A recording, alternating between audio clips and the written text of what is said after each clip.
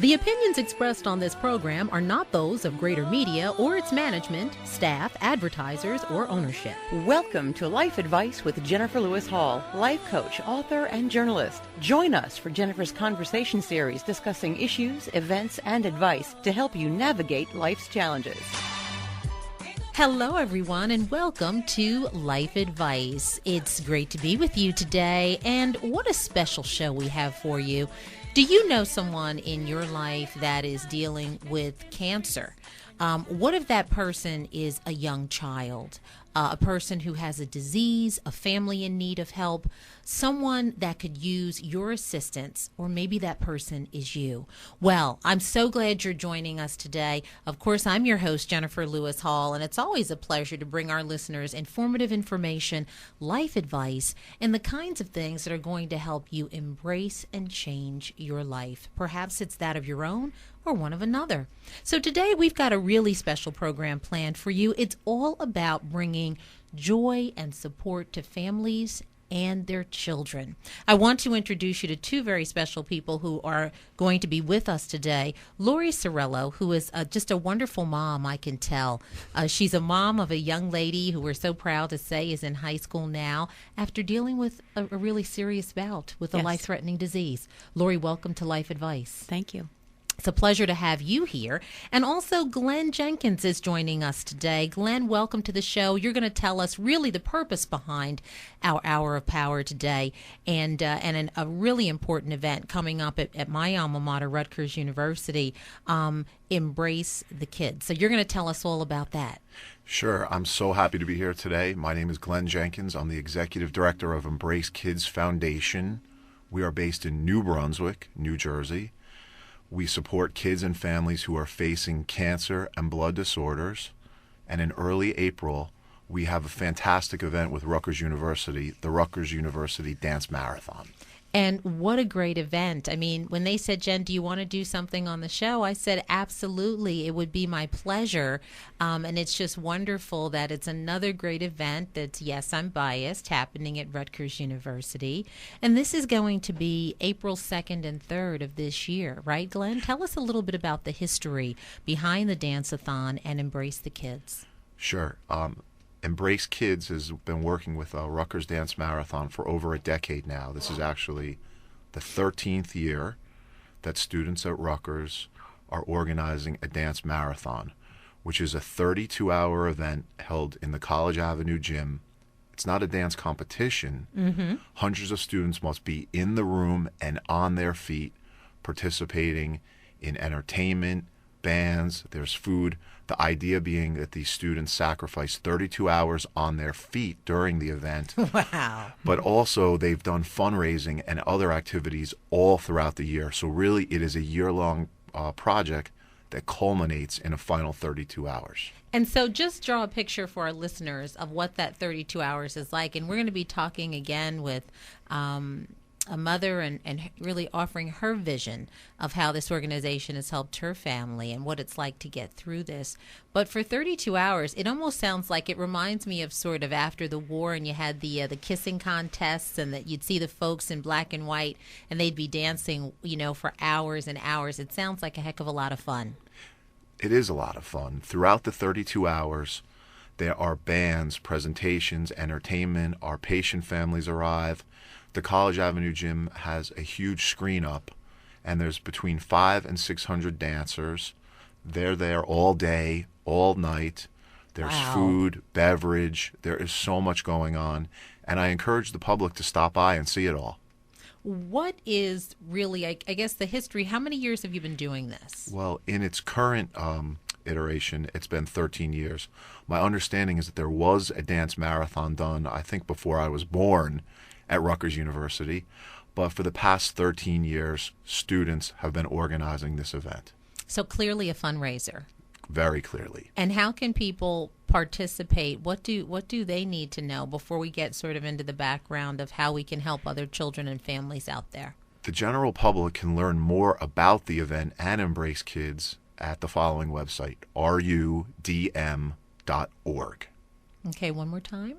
rudm.org. pt.org. Okay, and we're going to be talking about that throughout our hour.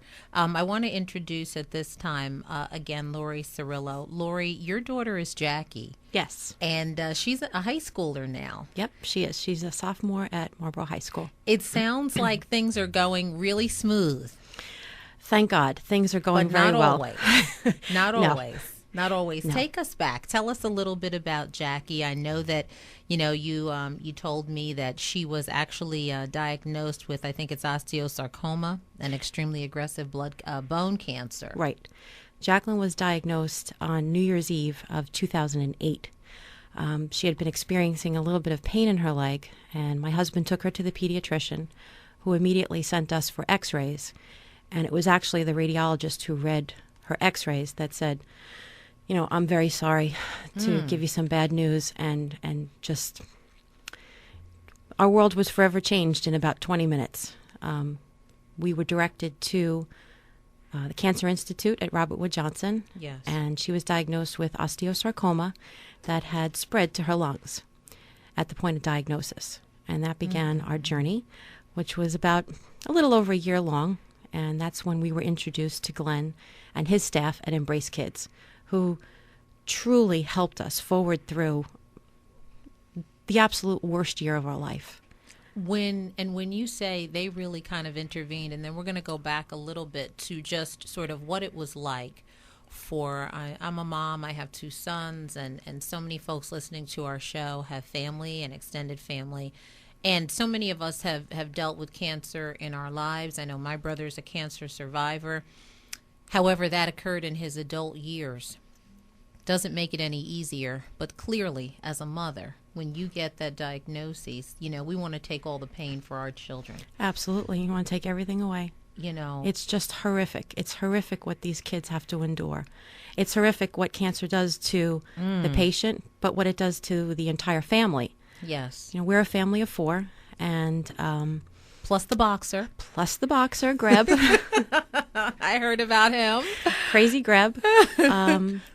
But it was truly, it truly does change your life. Oh, yes. As a mother, watching your child go through chemotherapy, limb-sparing surgery, 2 lung surgeries, it's horrific. And cancer at any age is horrible. That's right. But at 13, to go through, missing out on your social life, losing your hair, the fear and anxieties that are associated with any type of traumatic treatment are just horrific. And that's why we will continue to support Embrace Kids in any way, shape, or form that we can. Because if it wasn't for this phenomenal group of hardworking, dedicated individuals, I'm not quite sure that Jacqueline would have come out with such a strong mindset and so healthy and so happy. She's a survivor in every sense of the word. And Embrace Kids helped her when she couldn't lift her head up off the pillow. The RU for Kids program was there for her. She was adopted by a sorority that rallied around her every time she had a hospital stay. And when she was bored to tears and couldn't stand being there for another day because she was there for weeks at a time, they would come, they would hang out with her. They would video chat with her. They would text message her when they were in class.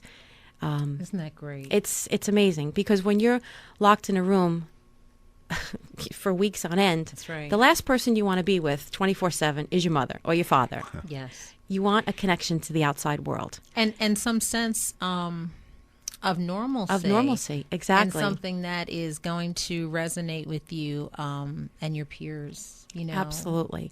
And I'll never forget walking onto the floor one day, and Jacqueline was being admitted for treatment, and her room was all decorated. That's and amazing. It was cheerful, and it was happy, and all her favorite junk foods were there, and her sorority sisters were there, cheering her on.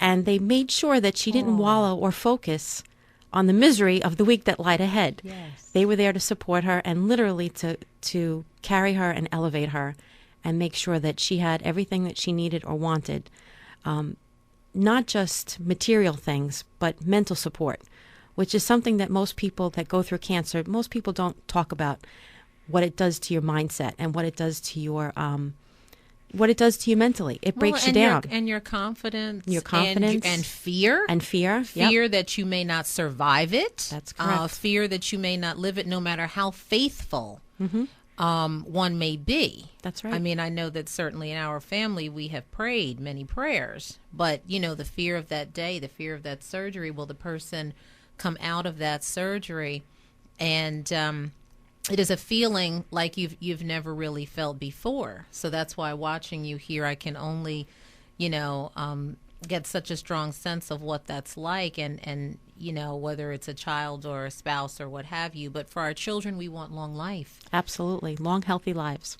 You know, so to have Jackie be well, I mean, I really, when I read about her, I just could understand, you know, having a 13-year-old myself, that you want them to have every opportunity presented Absolutely. to them, and then, you know, life, we know, takes its course. Mm-hmm. But at that young age, we want to protect and just have it go so well. So what a blessing. Tell us a little bit about, there are so many different types of cancers, you know, some very common, and we have talked a lot about health issues on Life Advice. So I'm so happy to be able to enlighten myself and others, and we get a chance to share.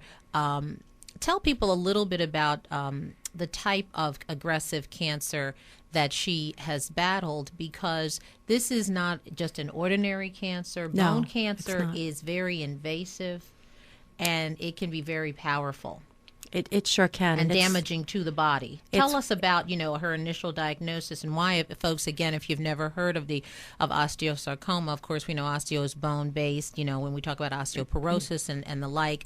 When it's in the bone, this is a very difficult place it can be to treat, and it can metastasize. That's correct. Osteosarcoma is a very rare form of bone cancer, and it's very aggressive. And oftentimes, patients, when they are diagnosed,